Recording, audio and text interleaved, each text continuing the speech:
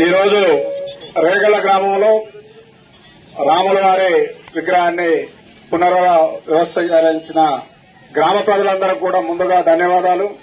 మాతో వచ్చిన సిపిఐ జిల్లా సెక్రటరీ పాషాన్నకి, మరి ఇక్కడ లోకల్ గా ఉన్న సిపిఐ కాంగ్రెస్ కార్యకర్తలకి, నాయకులకి, మరి ముఖ్యంగా ఈ కార్యక్రమంకి ఏర్పాటు అందించిన గ్రామ ప్రజలకి, విచ్చేసిన భక్తులందరికీ కూడా పేరు పేరున ధన్యవాదాలు తెలియజేస్తూ, ముఖ్యంగా రాముడు ఎక్కడుంటే అక్కడ సస్యశ్యామలం, కుటుంబ పాలన, ధర్మం విరాజిల్లుతా ఉంటది.